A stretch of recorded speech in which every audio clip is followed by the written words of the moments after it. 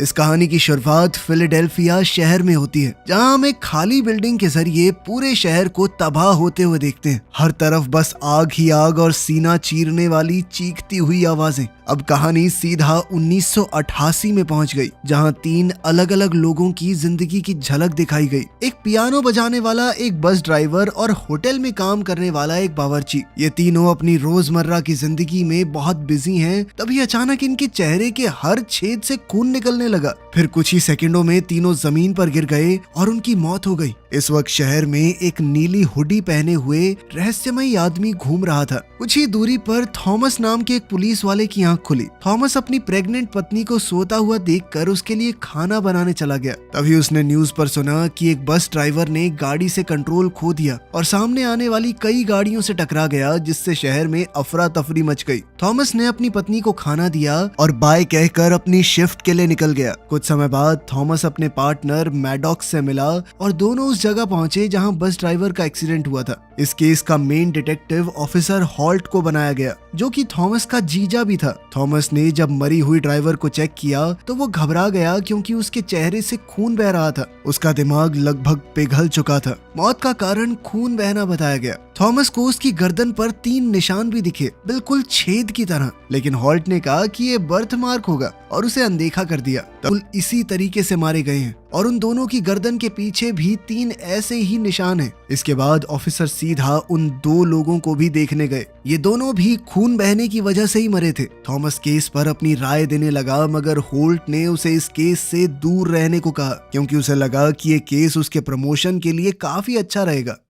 कुछ देर बाद थॉमस और मैडॉक्स हॉस्पिटल में डॉक्टर से मिले, जिसने पोस्टमार्टम किया था। उन्होंने पूछा कि क्या कोई जरूरी बात सामने आई। डॉक्टर ने बताया कि गर्दन पर जो निशान हैं वो असल में बहुत गहरे घाव हैं, इतने गहरे कि शायद गर्दन की हड्डी तक पहुंच गए होंगे। इन घावों से शायद विक्टिम के शरीर में कि ये है क्या। बाद में थॉमस और मैडॉक्स खाना खा रहे थे, तभी उन्हें जानकारी मिली कि पास ही में एक औरत की गर्दन पर किसी भारी चीज से हमला किया गया है। और तो और उसकी गर्दन पर भी 3 निशान हैं, लेकिन वो अभी मरी नहीं है और अभी तक उसका खून भी बहना शुरू नहीं हुआ। दोनों ऑफिसर्स मौके पर तुरंत नाइट क्लब में पहुंचे, जहां उनकी मुलाकात उस औरत से हुई। थॉमस ने उससे पूछताछ की तो पता चला कि हमलावर एक काली औरत थी, जिसने नीली हुडी पहन रखी थी। उस औरत ने एक लोहे के औजार से गर्दन पर वार किया और हाँ, उसका लेफ्ट हैंड थोड़ा जख्मी था, क्योंकि उसके ऊपर सूखा हुआ खून लगा हुआ था। तभी हॉल्ट ने वहाँ डॉक्टर्स ने उसे बचाने के लिए घबराहट में काम शुरू कर दिया। कुछ ही समय बाद एक नर्स ने थॉमस की गोद में एक सेहतमंद बच्ची दी, लेकिन उसकी एक खुशी तुरंत मातम में बदल गई जब उसे पता चला कि उसकी पत्नी जिंदा नहीं बच पाई।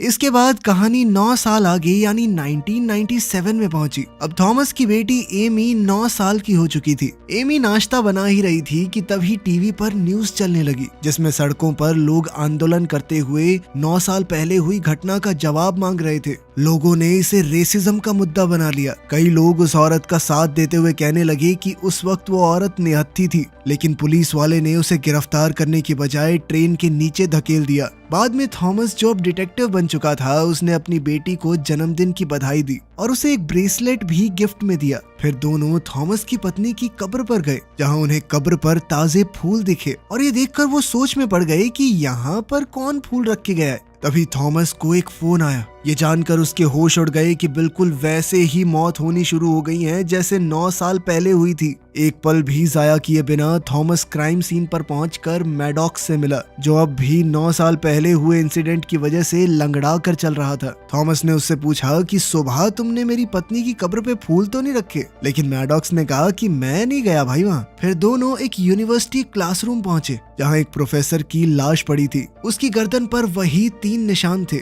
और चेहरे से खून बह रहा था। थोड़ी ही देर में होल्ट, जो कि अब एक ऑफिसर बन चुका था, बिल्कुल उसी औरत जैसी दिखती थी और वही कपड़े पहने हुए थे उसने, जो 9 साल पहले वाली औरत ने पहने थे। लेकिन क्योंकि वो औरत तो मर चुकी है, इसीलिए सबने मान लिया कि ये कोई कॉपी कैट किलर है। पुलिस स्टेशन वापस जाकर थॉमस 9 साल पुराने केस की फाइल्स को दोबारा पढ़ने लगा, इस उम्मीद में कि उसने अपनी टीम को उसकी जांच पड़ताल करने लगा दिया। इसी दौरान और भी मर्डर्स होने लगे, जिससे पुलिस पर जबरदस्त प्रेशर आ गया। साथ ही पब्लिक के बीच डर का माहौल बनना शुरू हो गया था। बाद में थॉमस ने फुटेज के अंदर नए किलर के लेफ्ट हैंड को ध्यान से देखा, इसीलिए अगर कोई कॉपी कैट किलर है तो वो इस बारे में कैसे जान सकता है। तभी एक ऑफिसर ने आकर बताया कि जिस चाबी की जांच की जा रही है वो एक प्लेन की चाबी है जिसे सिर्फ 1 साल पहले बनाया गया है। तो ये चाबी 9 साल पहले कैसे थी उस औरत के पास? ये सुनकर डिटेक्टिव्स हैरान रह गए जब उन्हें पता चला कि 100 मील के रेडियस में सिर्फ एक ही एयरफील्ड है जहाँ पर इस मॉडल का प्लेन मौजूद है। तो उन्होंने वहाँ जाने का फैसला किया।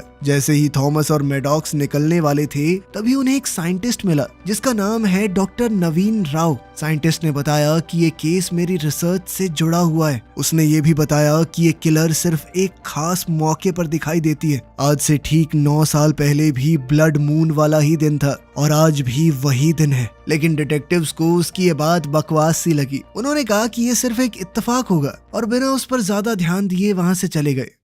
कुछ देर बाद डिटेक्टिव्स एयरफील्ड पहुंचे। थॉमस अकेला अंदर चला गया और वहां के मैनेजर से मिला। उसने उसे औरत की तस्वीर दिखाई और पूछा कि क्या उसने उसे पहले कभी देखा है। मैनेजर ने मना कर दिया लेकिन वो काफी घबरा गया। इसी बीच औरत भी वहीं एक दीवार के पीछे छुपी हुई थी। थॉमस ने उस आदमी की घबराहट को महसूस कर लिया, इसीलिए वो कागज पर लिखकर उससे बात करने लगा और जान गया कि यहाँ कोई और भी मौजूद है। जैसे ही थॉमस ने अपनी बंदूक की तरफ हाथ बढ़ाया तभी अचानक उस औरत ने उस पर बंदूक तान दी और कहा कि तुम्हें फिर से मिलकर अच्छा लगा। फिर उस औरत ने मैनेजर से कहा कि थॉमस को कुर्सी से बांध दो। इसी दौरान थॉमस ने चालाकी से बाहर खड़े अपने दोस्त को कॉल कर दिया और उसने सब कुछ सुन लिया। औरत ने मैनेजर से प्लेन की चाबी मांगी और मजबूरी में उसने उसे चाबी दे भी दी। फिर जैसे ही मैनेजर ने छुपी हुई गन की तरफ हाथ बढ़ाया तो औरत ने तुरंत उसे मारकर नीचे गिरा दिया। तभी दूर से पुलिस सायरन्स की आवाज सुनाई देने लगी। औरत ने घबराकर थॉमस को हॉस्टेज बना लिया।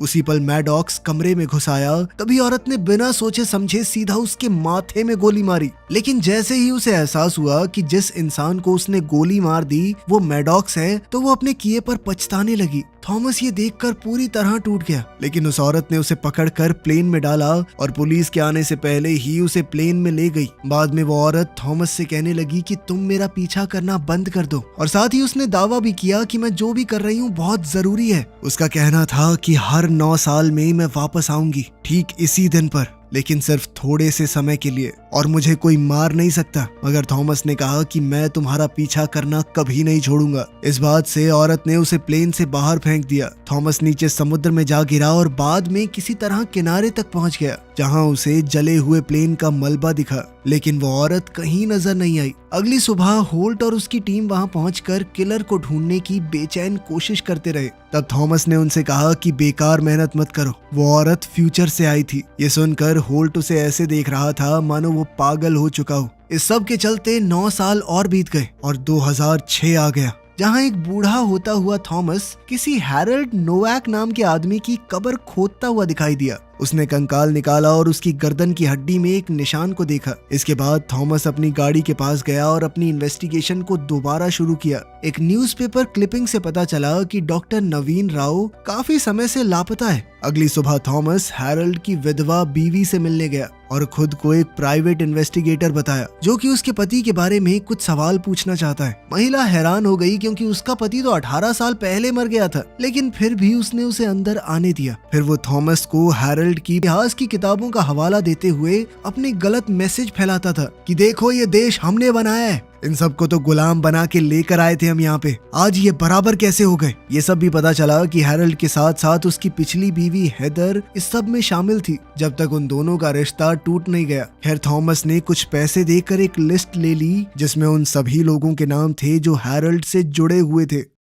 बाद में थॉमस फाइल पढ़कर ये जान गया कि किलर औरत के बाकी शिकार भी इसी लिस्ट में थे। हैरानी की बात ये थी कि वो सभी हैरल्ड के पॉलिटिकल ग्रुप से जुड़े हुए थे। फिर थॉमस अपनी बेटी एमी को स्कूल से लेने गया क्योंकि आज उसका 18वां जन्मदिन है। तभी ये भी पता चला कि थॉमस अब एक डिटेक्टिव नहीं रहा क्योंकि वो इस केस को लेकर बहुत पर्सनल हो गया था। साथ ही वो अपनी बेटी पर भी ध्यान नहीं दे पा रहा था, इसीलिए अब एमी होल्ट के परिवार के साथ रहती है। उदास होना सिर्फ एक नाटक था। उसने मौका देखकर होल्ट का बैज चुरा लिया। बाद में थॉमस ने पुलिस स्टेशन कॉल किया और होल्ट बनकर बात करने लगा और बड़ी चालाकी से हेदर रसल का एड्रेस निकाल लिया। और जब वो वहां पहुंचा तो दंग रह गया। वहाँ एक लाश पड़ी थी जिसका चेहरा बिल्कुल पिछले विक्टिम्स की तरह खून से भरा हुआ था। और फिर अचानक से किलर नजर आई और थॉमस ने उसके लेफ्ट हाथ को जख्मी कर दिया, लेकिन वो औरत मोटरसाइकिल पर तेज रफ्तार से भाग निकली। थॉमस ने गुजरते हुए ट्रक को छीना और उसका पीछा करना शुरू कर दिया।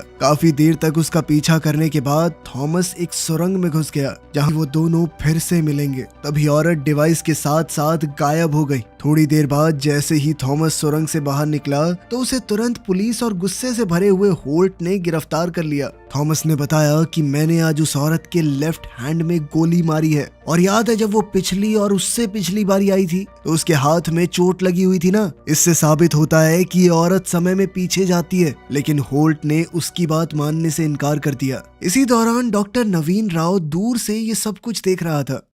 एक बार फिर से कहानी 9 साल आगे बढ़ गई, साल 2015 में, जहाँ पर डॉक्टर नवीन राव आइसोटोप नाम के एक डिवाइस पर काम कर रहा था। उसने इस डिवाइस को सुअरों पर टेस्ट किया, जिससे उनकी नाक, आंखों और कानों से खून बहने लगा और वो मर गए। वो अपनी कामयाबी से काफी खुश हुआ, लेकिन फिर उसके असिस्टेंट ने उसे थॉमस की बीच पर तस्वीर दिखाई। यही वो जगह थी जहां किलर 9 साल पहले गायब हुई थी, और वो वहीं पर किलर की वापसी का बेसब्री से इंतजार कर रहा था। इसी बीच थॉमस को अपनी बेटी का वॉइस मेल मिला, जिसमें उसने बताया कि वो जल्द ही माँ बनने वाली है और वो चाहती है कि इस मौके पर उसके पिता वहीं पर मौजूद हों उसके साथ। थॉमस इस बारे में सोचता है, लेकिन अचानक से कुछ देर बाद ही उसने अपने आप को ट्रक के पिछले हिस्से में बंधा हुआ पाया। पता चला कि नवीन ही वो शख्स है जिसने उसे किडनैप किया था। नवीन ने उसे बताया कि मुझे उस किलर औरत के मिशन पर नाज है और मैं एक ऐसे एक्सपेरिमेंट पर काम कर रहा हूँ जिसे एक दिन वो औरत इस्तेमाल करेगी। मैं नहीं चाहता कि तुम उसे मार दो और सब कुछ बर्बाद हो जाए, इसीलिए तुम्हें 3 दिन तक बंद रखना जरूरी होगा। थॉमस बहस करता रहा कि वो औरत बेगुनाह लोगों को मार रही है, लेकिन नवीन इसके जवाब में कहता रहा कि ये सब कुछ एक भयानक घटना को रोकने के लिए है। वो औरत तो हमें बचा रही है। साइंटिस्ट बोल ही रहा था, तभी थॉमस ने चालाकी से खुद को आजाद कर लिया और नवीन पर हमला बोल दिया। इससे नवीन ने ट्रक पर से कंट्रोल खो दिया और फिर दोनों का एक्सीडेंट हो गया। नवीन गाड़ी के नीचे फंस गया और थॉमस इस मौके का फायदा उठाकर वहां से भाग गया। दूसरी तरफ वो रहस्यमयी औरत एक बार फिर से अपनी टाइम मशीन के साथ पहुंच गई। वो सुरंग से बाहर निकली और बीच की तरफ बढ़ने लगी, लेकिन उसे बड़ा झटका लगा जब उसने देखा कि थॉमस पहले से ही वहां मौजूद है और थॉमस ने पहले ही उस पर बंदूक तानी हुई है। लेकिन वो औरत जिसका नाम राया है, उसने एक जबरदस्त सच्चाई बताई। वो कहने लगी कि मैं जानती हूँ तुम मुझे नहीं मारोगे क्योंकि तुमने ही तो मुझे ये काम दिया है। उसने अपनी माँ के दिए हुए, जब उसे एहसास हुआ कि ये वही ब्रेसलेट है जो उसने कभी एमी को तोहफे में दिया था। यहीं पर थॉमस को जोरदार झटका लगा। वो राया का नाना है। राया आज ही उसकी बेटी की कोख से जन्म लेने वाली है।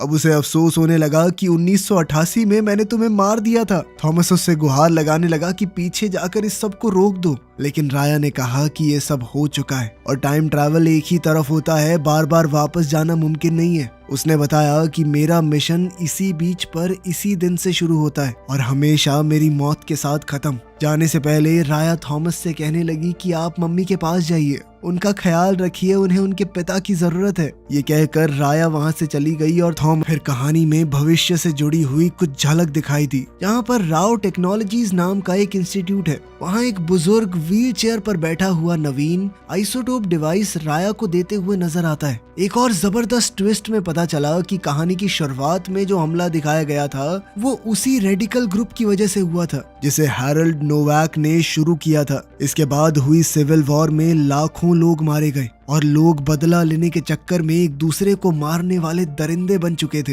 राया का मिशन था समय में पीछे जाकर ऐसे लोगों को मारना जो आगे जाकर इस पार्टी को बड़ा करेंगे, ताकि वो 2024 में होने वाले बॉम्ब ब्लास्ट को रोक सके, जिसकी वजह से जंग शुरू हुई थी। जैसे ही राया अपना मिशन पूरा करती है, हम वही सीन दोबारा देखते हैं जहाँ से कहानी शुरू हुई थी, लेकिन इस बार शहर में तबाही नहीं हुई। इससे ये पता चला कि राया अपने मिशन में कामयाब हो गई। फिर कहानी वापस 2015 में आ गई, जहाँ थॉमस फूल लेकर हॉस्पिटल पहुंचा और उसी वक्त एमी ने राया को जन्म दिया। थॉमस ने बड़े प्यार से राया को अपनी गोद में लिया क्योंकि वो जानता था कि ये वो बच्ची है जो भविष्य की दिशा तय करेगी। वीडियो पसंद आई तो लाइक कर देना, चैनल को सब्सक्राइब कर लेना। मिलते हैं अगली वीडियो में।